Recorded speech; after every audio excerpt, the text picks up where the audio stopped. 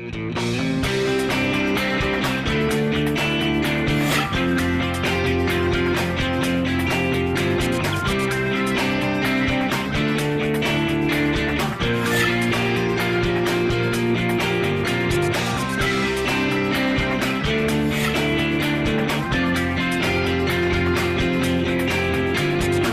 I'm Kristen Oaks-White. And I'm Avery Davidson. Thank you for joining us for This Week in Louisiana Agriculture, the only TV show bringing Louisiana farmers and consumers together every week. Well, this week marks 10 years since Hurricane Katrina made landfall in southeast Louisiana. While the national media focused on the flooding of New Orleans, This Week in Louisiana Agriculture turned its cameras on the farmers and ranchers impacted by the storm, and the Louisiana Farm Bureau began helping those in need.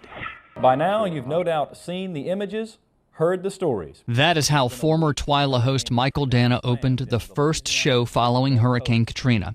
Dana knew that the farmers and ranchers who watched This Week in Louisiana Agriculture had already seen the pictures out of New Orleans.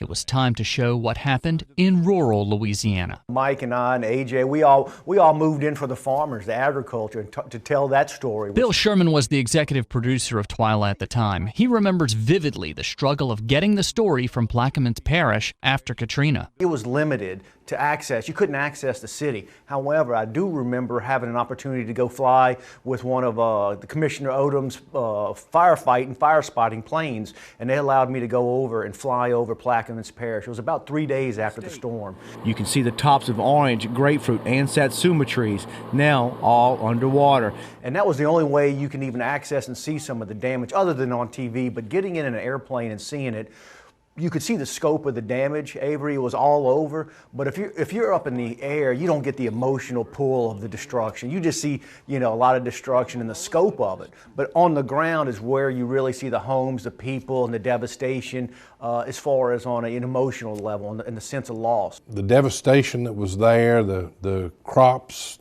the animals, the homes, the barns, all the facilities that were really destroyed, was tough, but the people's lives that were disrupted during that time. Louisiana Farm Bureau President Ronnie Anderson remembers driving out to deliver gas and generators following the storm to dairy farmers and to Farm Bureau offices. Scenes like this one are burned into his memory. The cattle that survived got on the levees, and then they, were subjected to drinking salt water, and then a lot of them died after that, the ones that weren't killed during the storm surge.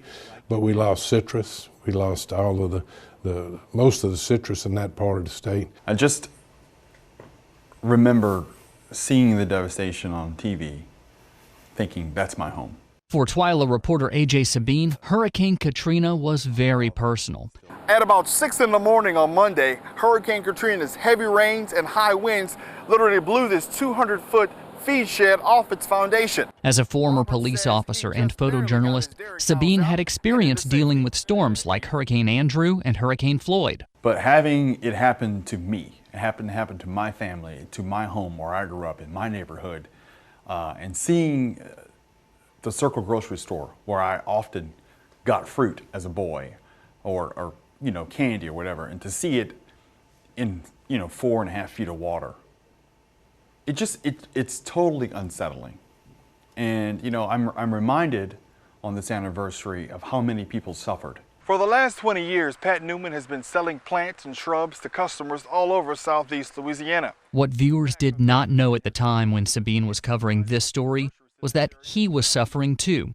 His father had been displaced by the storm, his home flooded. So I had a very full house. My wife and I, our 3 kids, my dad and his wife, they're all their possessions. So that was already a period of anxiety for me, trying to make everybody happy.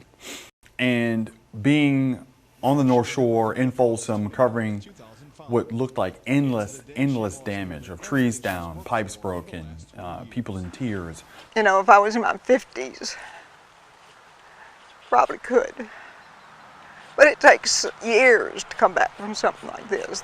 Wondering how they were going to make a living, because many nurserymen, they're independent. I mean, this is their bread and butter. This is all they do.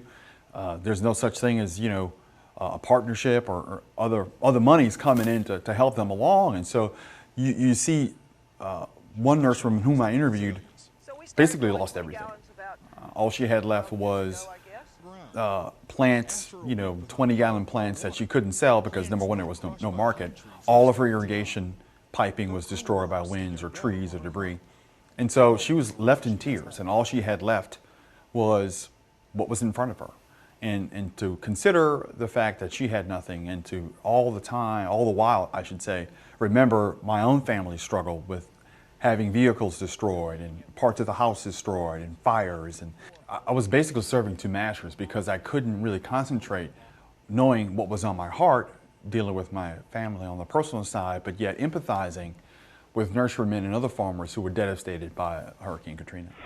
After Katrina and Rita, former TWILA host Mike Dana and Louisiana Farm Bureau Assistant to the President Jim Monroe put together a PowerPoint presentation with many of the pictures you just saw. You can download that PowerPoint, visit our website at twilatv.org. And Kristen, I think everyone who lives here in South Louisiana remembers where they were, what they were doing on August 29th, 2005. I mean, that's one of those days, it's like September 11th for everyone in the country. But, I was working at WAFB Channel 9 at the time and went in to work the Sunday before. It was the 28th, 2 o'clock in the afternoon.